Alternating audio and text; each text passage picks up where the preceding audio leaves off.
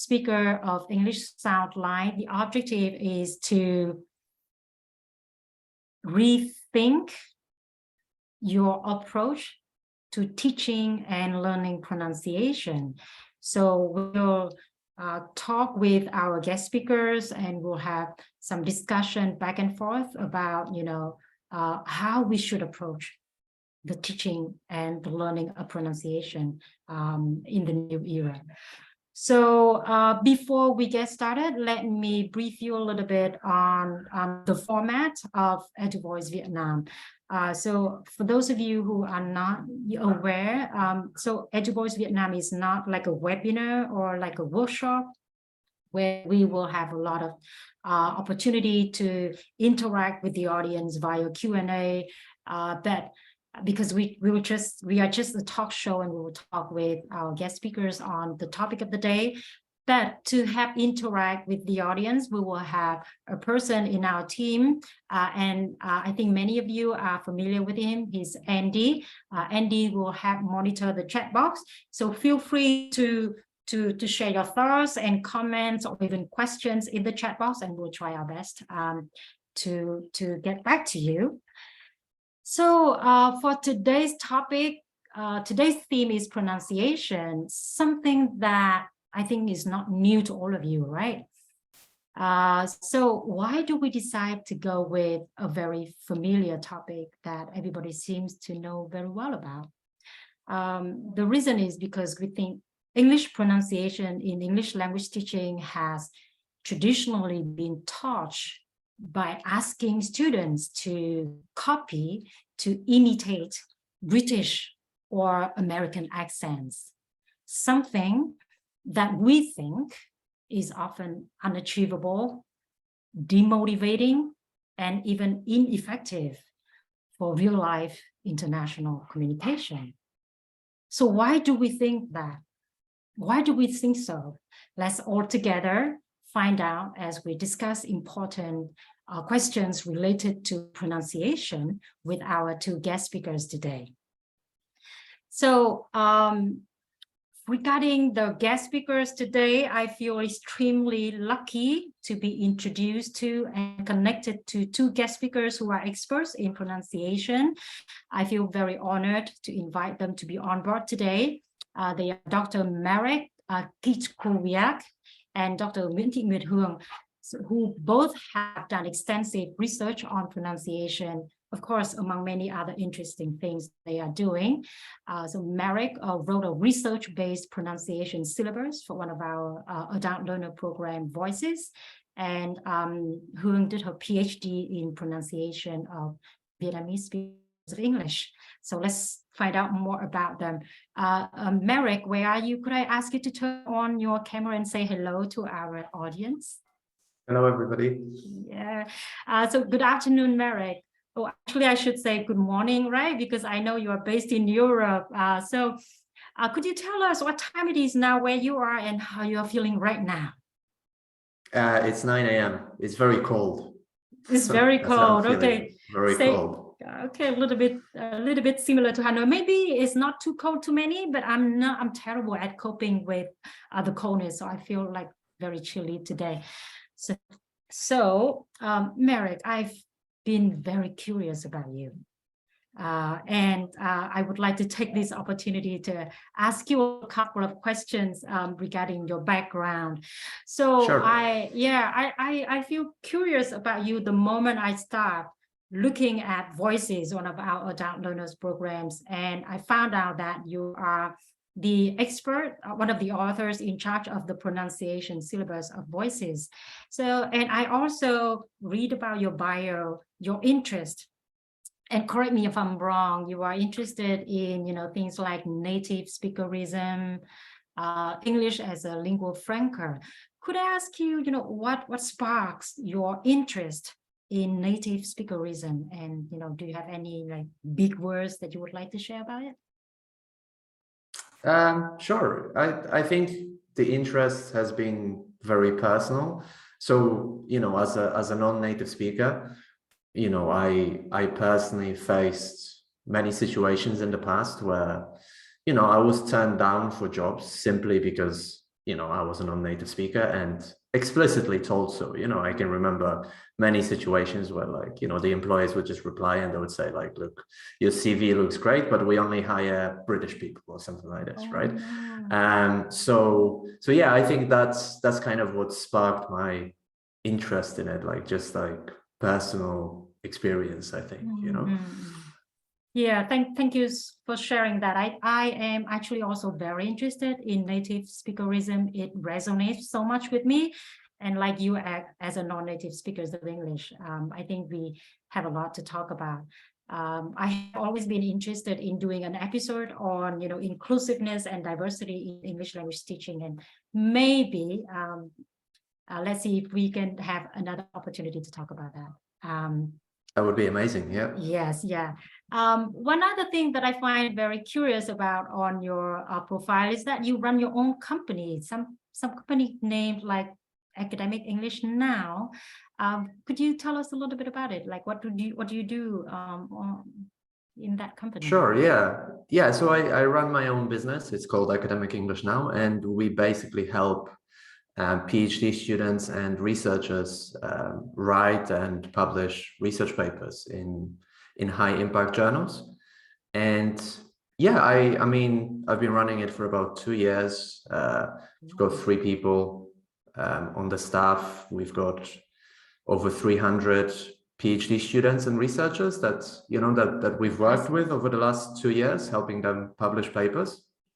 So yeah, it's very exciting, very, very interesting. You get to learn a lot, and help people write papers about quantum physics, theology, teaching English, all sorts of different subjects, So it's very cool. It's all online. We have clients from all around the world. I don't think we have any clients from Vietnam, but we have clients from China, other parts of Asia,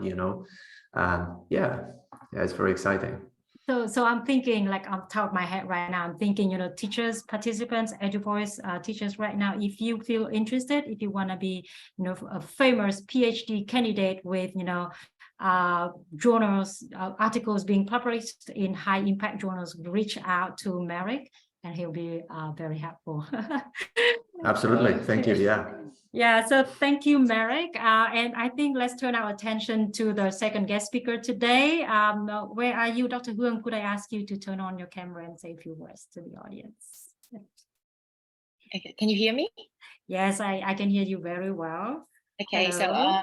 So a warm greeting from Hanoi, everyone. My name is Huong, and currently I am a lecturer at University of Languages and International Studies in Vietnam National University, Hanoi. I started teaching in 2007, mostly with tertiary level teaching, GE, EAP, or ESP. But since 2016, I have been working more closely with secondary school setting, both junior and secondary and senior secondary school. So somehow I have experience with different levels.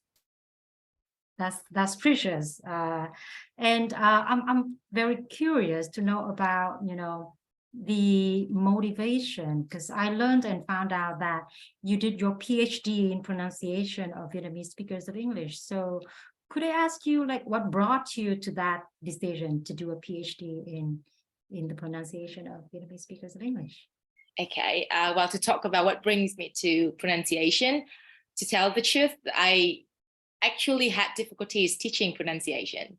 So pronunciation has never been easy for me to teach, because I was more familiar with other stuff. However, stemming from my own struggle with teaching pronunciation and being inspired by my supervisor to find a distinctive version of English by Vietnamese speakers, I did a dissertation on the features of consonant cluster pronunciation among Vietnamese speakers of English. So I measured some phonetic indicators like duration, intensity, or VOT, which is voice onset time, of the consonant sounds in consonant clusters among 48 Vietnamese informants and 12 American informants. And I compared the pronunciation of 4 groups of Vietnamese informants with that of native speakers to find out the differences. And I was really interested in that. And that brings me here. Okay, interesting. I can't wait to, to ask you more about your research, and so that you can share about the research findings and probably some takeaway messages to the audience today. So let's get started. I'm so excited to ask our guest speakers about the questions related to pronunciation. But before we start, I would like to have a quick question to our participants, to our audience. So I'm going to launch a quick poll today. I would like to ask how you feel about your English pronunciation. I've just launched the poll. Could you let me know if you can see it? Okay. Yeah. So perfect, or very good, or good enough, or not so good, or I'm embarrassed. So, okay, we have quite a few choosing very good, good enough, some not so good, some perfect. Nobody goes for I'm embarrassed. So maybe that's a good signal. All right, let's give a little bit of extra time for people to think and rank themselves. All right. I think I will end the poll now and share the results so that you can know what our participants are thinking. So yeah, 7% chose perfect, 41% chose very good, 40% chose good enough, and 11% chose not so good. Where do you rank yourself, Merrick and Huong? I don't know. I'd say I don't like the word perfect or very good. I'd say I just feel confident. That's how I would describe it. Okay. And you, Huong? I think I go for good enough. Good enough. Okay. Yeah, good enough for communication. Okay, great. For me, I'd rank myself as a little bit disappointed. You know why? I have a habit. I often record myself. I read a piece of newspaper and then I record myself and then I play it again. And every single time I hear my own voice, I feel like I'm not happy with the way I pronounce. So let's see. I think I'm not good enough. Like I sound terrible. Like I don't know if it is psychological. No, you don't sound terrible. Thank you for that. Let's discuss more and see if I will change my mind later at the end of the discussion today. So let's start the discussion with the importance of pronunciation. I think I would like to ask you, Marek, first. Why do you think, first of all, do you think teaching pronunciation is important? And second, why? So could you, as an expert, could you share with us some quick thoughts on that? Sure, I think it is important precisely because of what you said 5 seconds ago, that there are a lot of people who, despite the fact that they sound like perfect, they're completely intelligible, for some reason they think that pronunciation is horrible and they lack confidence. And like probably participants here, have had these students, it often happens to like slightly older students or more mature students, when they've been learning English for a very long time and like they lack confidence so much in their own voice that they kind of lose motivation to learn. They don't want to speak and stuff like this. So I think that's probably why pronunciation is so important. And it's also important because it's the first thing that you hear, right? And even though we like to think we are all very tolerant, we do judge people immediately by their voice, right? That's the first thing that we hear. So we judge ourselves, right? We judge others. And we maybe ourselves, we don't judge others as much as we judge ourselves. At least it's me. I always do that. So yeah, I totally agree with you on the importance of teaching pronunciation and probably include the awareness of one's own pronunciation in teaching pronunciation. And that brings me to the second question. That is, what is the goal of teaching pronunciation? What should we aim at when we teach pronunciation? Take a look at the past, take a look at the present. Should we do things the same way that we often do? Or, what should we aim at? maybe let me ask Huong first. Would you like to say a few words about the goals? What you think? Okay, so for the goal of teaching pronunciation, I think as Marek mentioned, once the message get across, then you reach the goal of pronunciation, right? Back to the time when I was in secondary school about 20 or 30 years ago, the only goal was actually a very vague perceptions of accuracy and fluency. So you will see people who pronounce very slowly so that they can get the pronunciation correctly, or people who talked very fast, but no one could understand anything. And then for the past, say, 10 years or so, the pronunciations goal for most Vietnamese learners at secondary schools and lowers is basically five word stress and 5 pronunciation difference questions in the exam. And this one still continues until today in some provinces in Vietnam. And these days, when IELTS and other international tests are more popular, I would say that the goals now actually raise a little bit higher, and they look more into super segmental factors like accent or intonation. But that should be the case only for students in big cities in Vietnam. But for those who live in maybe rural areas or remote areas, when not much focus is put on pronunciation, they mostly use the teachers as the role models for pronunciation, then the realistic goal for most Vietnamese students, I think, are actually knowing the stress and the pronunciation without literally pronouncing them. That's what I guess for the Vietnamese context. Yeah, thank you so much for sharing your perspectives on the local context. And I am particularly interested in the way you distinguish between city students and rural area students.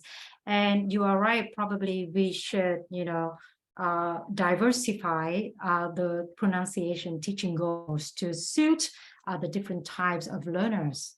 So yeah, thank you for sharing that. How about you, Marek? Do you have anything you would like to share in terms of, the goals of teaching pronunciation, apart from what Huong has shared? Yeah, so I think the goal of teaching pronunciation should be to help learners to be easy to understand to a wide variety of speakers. Now, how do we define what is easy to understand? Researchers have kind of done this because they've been, recording and transcribing conversations where people from different countries speak English together. And then researchers, just identify the areas where miscommunication or misunderstanding occurs. And then they try to identify which pronunciation features might have led to that miscommunication, right? And if you do that enough over like thousands of hours of recordings, you start seeing patterns, right? And you start identifying the pronunciation features that are kind of important in order to be clearly understood to a lot of people in different contexts, right? And, I don't want to bore you with the whole list, but for example, one of the key features is consonants. And consonant clusters, for example. These are very important to be easy to understand. Correct me if I'm wrong, but like as far as I understand, the problems that Vietnamese people might have with pronunciation, consonants and especially consonant clusters would be a problem. So what you can do, I think, is to look at those pronunciation features that are important for intelligibility, so consonants, consonant clusters. In terms of vowels, it would be the length of the vowel, not so much like the quality, but the length. So in English, you have short and long vowels, and you have to make a difference between the two, right? And also nuclear stress, which is like the most prominent stress in a given short utterance, right? So something like if you compare like, I didn't buy the car, but he did, with, that the stress on I and he changes the meaning of the utterance, right? So nuclear stress is also important. And I think this should be the goal for teaching pronunciation, because the goal of something like accuracy or fluency, how do we even define it? That's right. And we can't set a goal for students to have a particular accent, because that's unachievable, right? Your students, none of your students will ever sound totally American or British, especially adult learners, right? That's just impossible. And we can discuss that later, but it's probably not really a relevant goal either. So yeah, in short, it should be intelligibility, in my opinion, as defined through the research findings. And of course, research is ongoing, and some things might still change as we get more findings, but I think we know enough so far to know kind of what to focus on. Yeah. So, based on thousands of samples and seeing the patterns, I'm very excited that you shared that you found out some features of pronunciation which made up what you both refer to as comprehensibility or intelligibility, what makes you easily understood by others. And then in contrast, a list of the pronunciation features, which are often the barriers or the challenges for learners in studying pronunciation, and especially for Vietnamese people, Vietnamese students of English. These are consonant clusters, and the length of vowels as well also is also our challenge. Correct me if I'm wrong, Ms. Huong. And stress, nucleus stress as well. They are very, very typical common mistakes that Vietnamese students often make. So we've talked about the importance of teaching pronunciation. We talked about the goals, what we should aim at when teaching pronunciation. I would like to maybe turn our attention to something seemingly not related, but to me can be very related. That is identity. Do you think there is a relationship between a learner's identity and their pronunciation? And if so, how? So could I invite Marek to share this? And Dr. Huong, feel free to interact and share inputs if you have any. Yeah, I think there is, because the way you sound, the kind of in a way defines who you are. If you think about your first language, by the sound of your voice, probably in Vietnam, people can tell straight away, oh, she is from Hanoi, maybe, or she is from this village or this part of the country, right? And whether we like it or not, there might be some, stereotypes that we immediately associate with that person, right? And with their pronunciation. And I think it's the same in English, right? That some students might lack confidence because they feel they sound Vietnamese when they speak English, and therefore they think this is bad. And I think this kind of can lead to like a feeling of inferiority and a kind of inferior identity that, I must sound British, because if I sound British, this will make me somehow better, or a better kind of user of English. And I think, these ideologies, if you will, they're kind of perpetuated and imposed and maintained by mainstream ELT. So, for a very long time, we've been constantly telling learners and teachers through materials, through teacher training, that, they must sound British, and by British, what has been meant is received pronunciation, right?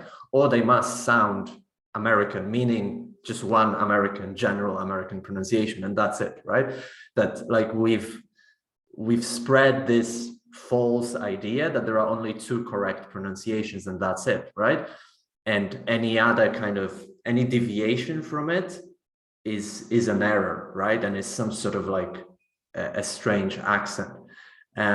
so yeah, I think that deeply connected, the identity and pronunciation. But I think, you know, it's important that you feel confident about the way you sound, because, you know, at the end of the day, you are from Vietnam, I'm from Poland, and, you know, I'm not going to pretend that I'm British or American, because that would be silly, you know, and people will find out anyway after a minute, 30 seconds, or, you know, so, and they'll ask me, where are you from? Well, I'm from Poland, and, you know, I'm happy. I'm happy if I sound Polish. I don't really care, you know, because that's where I'm from, you know, so yeah. That's right. And, you know, I think English now no longer belongs to the Americans, to the British, like we used to think anymore. English belongs to everybody. English is the lingua franca, one of your research interests, and I think you will have a lot to share about as well. What about you, Huong? Do you have any, you know, perspectives, any thoughts that you would like to share to follow up on Merrick's points? Okay, so I actually hadn't thought much about identity until I had to decide which English and which Vietnamese I had to choose for my dissertation. So my very first questions were, which Vietnamese dialect should I choose, and which English dialect should I choose, and which one were considered standard. And the second question was, which one is right and which one is wrong. So is the standard really the right one? Just take Vietnamese, for example. Which region in Vietnam has the most correct Vietnamese pronunciation, do you think, Chi? Do you know which region in Vietnam? I'm not sure about correct. So I think it depends on what people mean by correct. Correct. That I assume people tend to think that people with the accents, like people in Hanoi, seem to be mostly recognized. So people normally consider Hanoi accent to be the standard. But you also know that Hanoian people now, they do not pronounce some sounds. For example, we pronounce sang sủa, not shang, right? With the S. All right. And that means it's not correct. And, that's right. But in the meantime, we got people from Phuc Lễ village, which is in Thuy Nguyen community in Hải Phòng, actually pronounce all the sounds in Vietnamese language systems. Similarly, in British English, if you remember the play My Fair Lady, Professor Higgins insists on the standard A sound in rain or Spain, rather than the Cockney diphthongs I in Rhine or spine by Eliza. But no one can say that people with Cockney accent are not native and they are pronouncing it wrongly, right? So my point is pronunciation does vary, even in one country, not to mention the whole world. And that's why we, as Merrick mentioned, as long as you are confident with the pronunciations, it's going to be the best choice. Even though, yes, pronunciation identifies who we are. So the pronunciation can show your education, the society that you are in, but it does not really the one who like interfere with the communication success. And as you can see, we have 3 circles of English by crescents. Crescents got mentioned, and Vietnamese actually belonging to the expanding circles. But the number of non-native English speaker, I think is going to be much. I think Marek has the research about that. You got the numbers of the non-English major, and then the number of non-English major are actually much more than the populations of native speakers. So I think there's not going to be any English which is better, but then the word Englishes are the answers to the questions. And that's why you have to teach the students the ability to adapt to different pronunciations and try to, you know, give them as many chances as possible to expose to varieties of Englishes all over the world.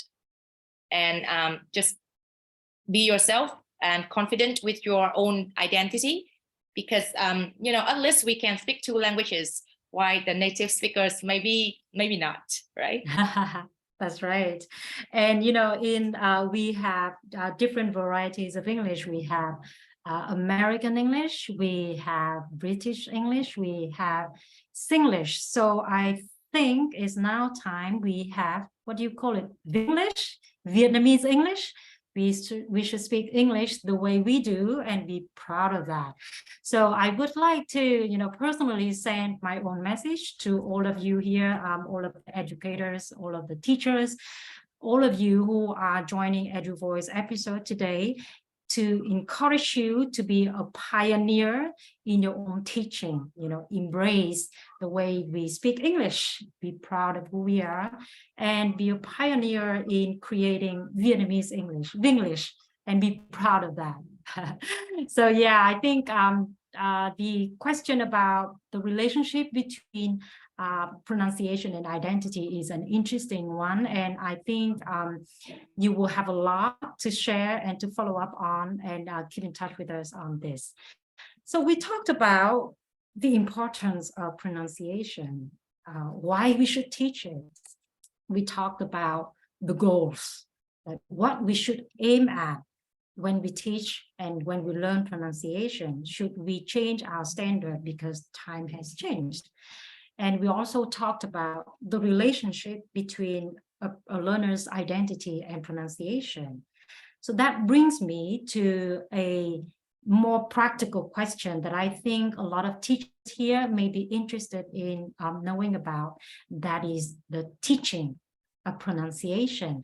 So could I ask our guest speakers to share, any advice that you have to teachers as they prepare the lessons for pronunciation, as they adopt teaching programs and teaching materials?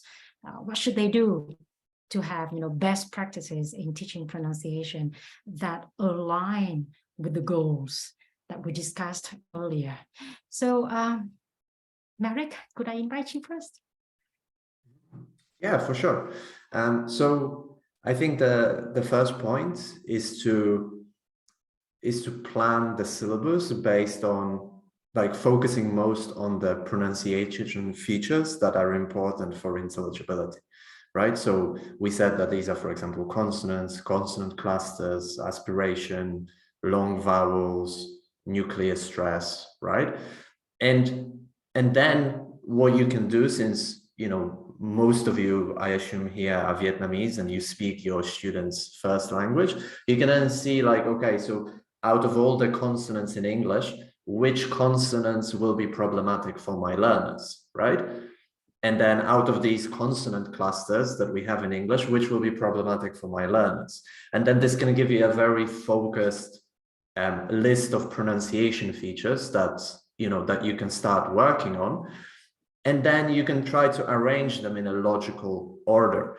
What I mean by that is that, unfortunately, what happens when we teach pronunciation is that we usually teach the same features across all levels. Is the only thing that is different is the vocabulary that is attached to it. So we'll teach, connected speech at beginners and advanced level. The only thing that is different is the level of vocabulary, right? But I think we need to look more at pronunciation let's say at grammar, where there is a logical or some sort of logical objective order that maybe on the lowest levels you focus on some of the most problematic consonants for Vietnamese learners, and then on a slightly higher level you can introduce consonant clusters with 2 letters, right? And then on a slightly higher level, you can have 3 consonants in that cluster. And then, consonants at the clusters at the beginning of the word, in the middle, at the end, right? You can, I think, arrange it logically. So I think these would be some of the most important steps to take initially. And then I think also, I would also recommend using, a variety of voices to teach pronunciation. So I think usually what happens is that if you play recordings from your course books, usually what you will get is this either received pronunciation or general American accent. And when you actually go to these countries, probably nobody ever sounds like this on the street. And I think this is problematic in many ways, and it sets an unachievable and a slightly irrelevant goal for our learners. And I think what we want to do instead is perhaps, use a variety of different accents, especially also, a good idea, I think, is to use models of successful English users that speak the same language as your students do, because I think this can be very motivating. Unfortunately, I can't give you a specific example of, like, let's say, a famous you are the Vietnamese example. person. You are the example. Well, but I'm not Vietnamese. So what I was going to say is, like, like, let's say a famous Vietnamese person that everybody knows in Vietnam, and they can speak really good English.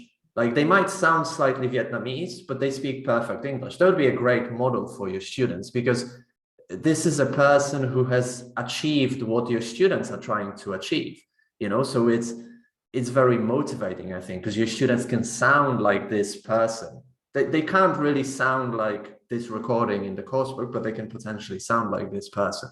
It can raise the motivation, confidence, I think. So this would be also very, very important, right?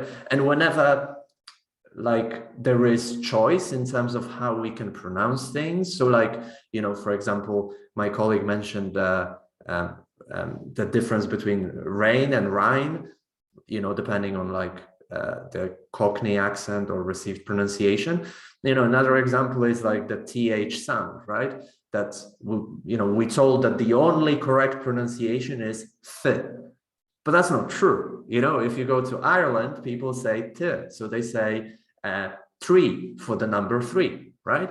And if you listen to people in London or in some parts of the US, they say free with the letter F for the number 3, right? So and that's not and wrong.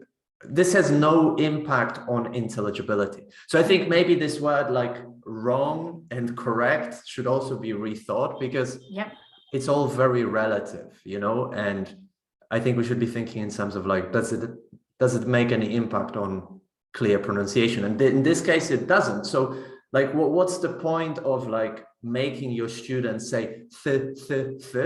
Well, it doesn't matter. Like, you should probably focus on, like, things that have much higher leverage and have much more importance,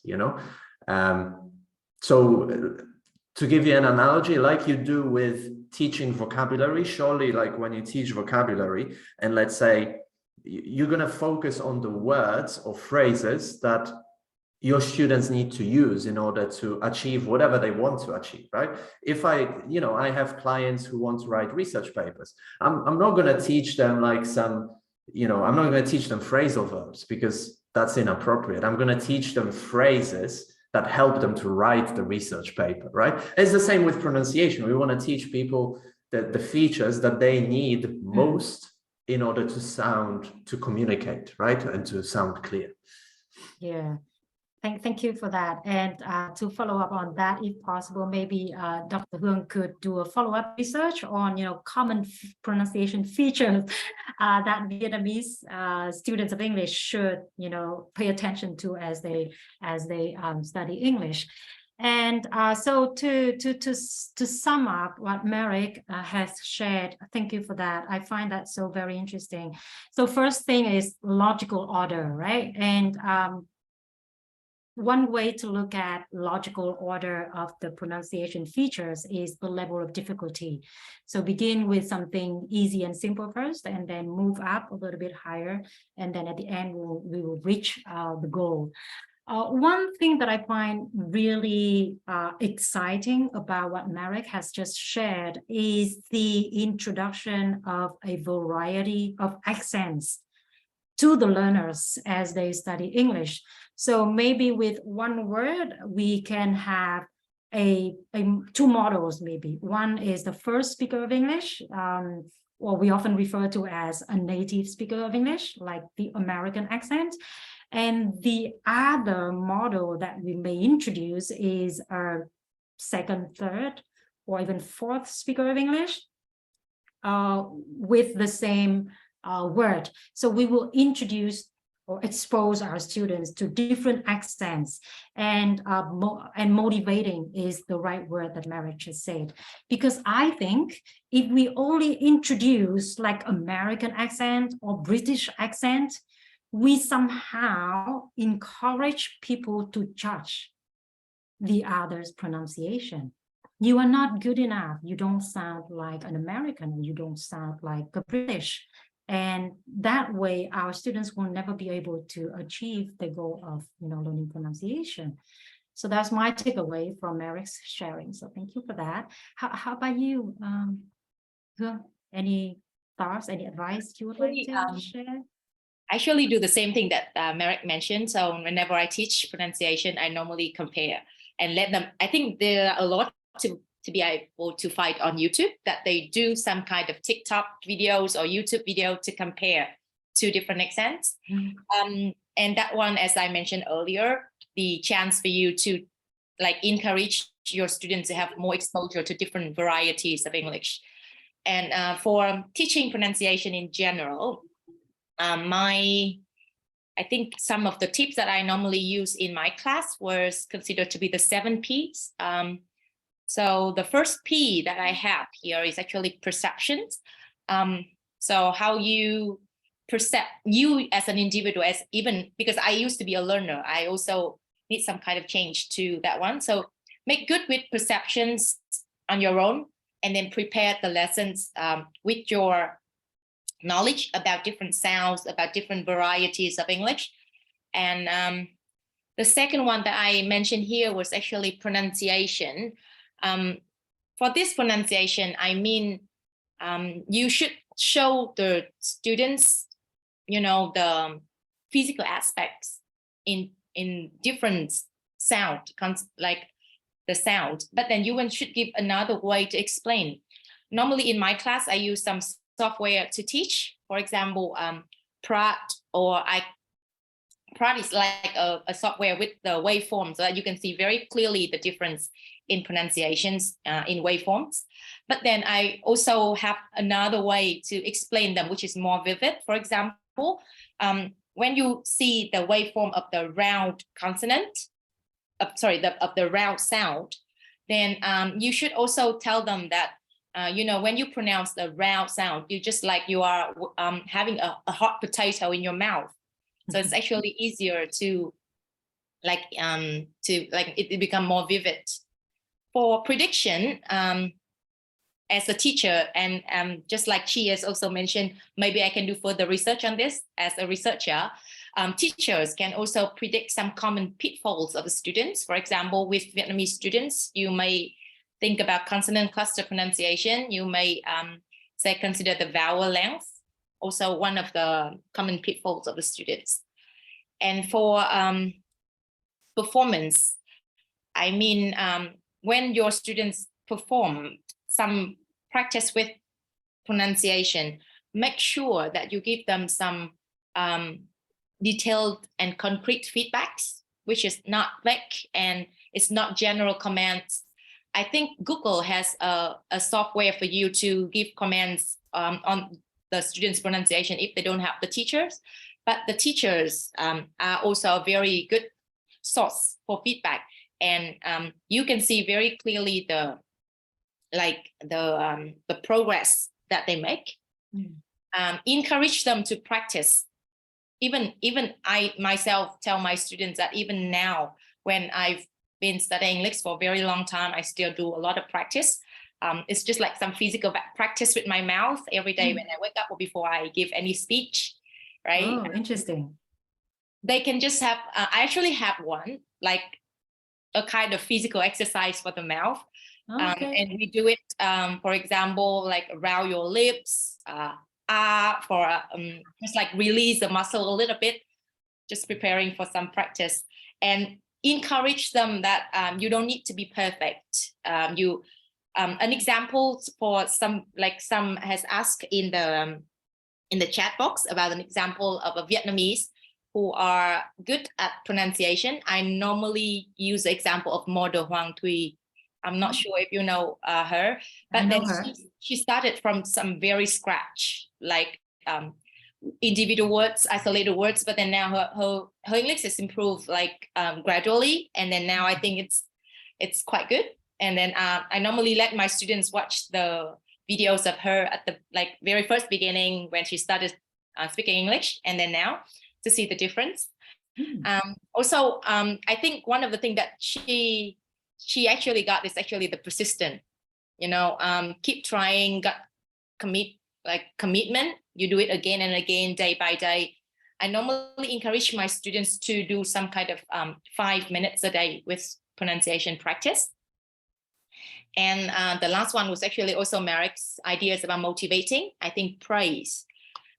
Because, pronunciation, as I mentioned, somehow shows your education and your background and the society that you are in. So some people might not have the psychological safety to be able to stand up and then raise your voice. So make sure that you can keep that, safety for your students and, acknowledge the progress, even if it's very small. So that's my 7 Ps in pronunciation teaching, and it has been working for me so far. So hopefully that it can also help you and your students in some pronunciation teaching. Yeah, I love the 7 Ps that you shared. Good takeaway messages for me when I teach pronunciation to my kids. So thank you for sharing. Very interesting discussion so far, but I think we are running out of time. So with the last maybe 10 minutes, I would like to have some kind of summary, and we'll do this by asking or inviting our guest speakers to share some final thoughts or some takeaway messages that you would like to share with our participants today.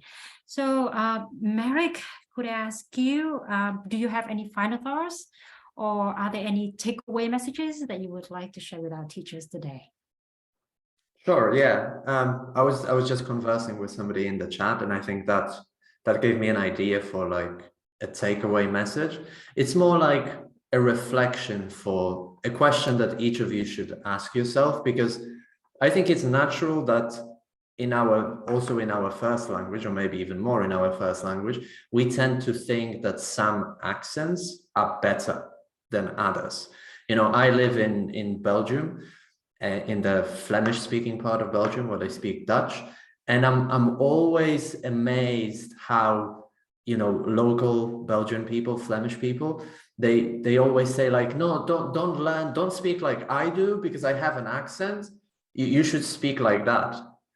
And I'm like, but that's just it's such a strange way of thinking. Why should I speak like someone from Amsterdam because that's supposedly the correct accent? If I live here, I should sound like you, because I want to speak to people like you. I want to make friends with people like you. Why do you have this idea that your accent is worse because you're from a village or from a small town or whatever, And I think that there is this very strong idea, and we should ask ourselves, what do we mean when we say, oh, that this accent is better, or this pronunciation is better? Better how? Based on what, right? Because I think it's important to acknowledge that objectively speaking, no accent is better or worse, right? Accents are considered better or perceived as more prestigious simply because of power, politics, and ideology. I mean, ask yourself why received pronunciation is considered the most prestigious accent in Britain. Well, because that's the accent that the Queen has. Because that's how the royal court has spoken for 200 years, or God knows how long. That's how the elites speak. That's how the politicians speak. That's how the TV presenters have spoken for decades, right? And that's the only reason, because it's because those in power have imposed this on the rest, right? That's the sole truth. There's nothing objectively better about the way the Queen speaks than somebody from North London. It's just the same, right? It's just a different pronunciation. They're objectively different, but one is not objectively better than the other. And I think, I don't want to impose these ideas on you, but I think it's an interesting question to reflect for yourself, even first in terms of your first language. And I think you will start noticing a lot these attitudes everywhere, where somebody says oh, this accent is bad because they're from their place, right? And this accent is better, we should learn this accent, right? So that would be my kind of final thought. Thank you for that. And reflecting on what you've just shared, I think it's pretty much similar here in Vietnam as well. Correct me if I'm wrong, Huong, but like we also intentionally or not and explicitly or not tend to judge others when they speak English with a Southern Vietnamese accent or a Northern Vietnamese accent or a Central Vietnamese accent. But you know, at the end of the day, so long as you get the message across, you make yourself understood. I would refer to that as correctness in pronunciation in this time. And how about you, Huong? Any things that you would like to share with the audience? Well, in my PhD dissertation, I actually compare 4 different Vietnamese informants, people who study abroad and people who study in Vietnam, to see whether they have any kind of which group have the closeness to the right pronunciations of the native speaker. And do you know who turns out to be the best performers? The Vietnamese speakers who stayed in Vietnam and study in Vietnam. Really? How so?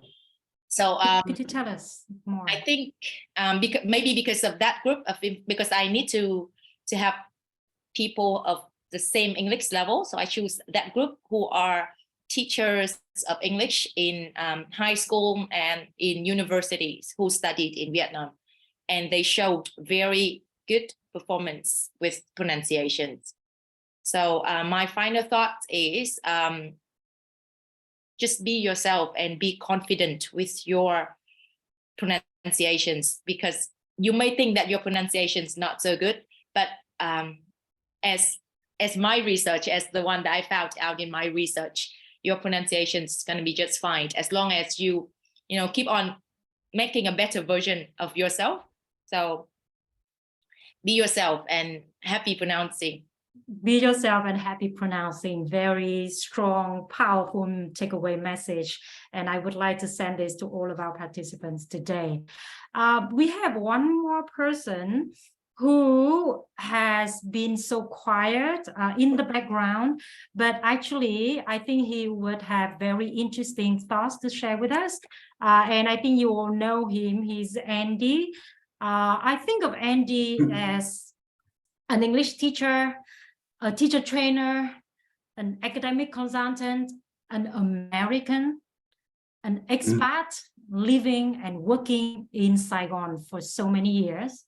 He has been so quiet in the background, but today I would like to draw your attention to Andy, because I think Andy will have a lot of interesting perspective to share about pronunciation and identity. So Andy, would you like to share something as the final thoughts?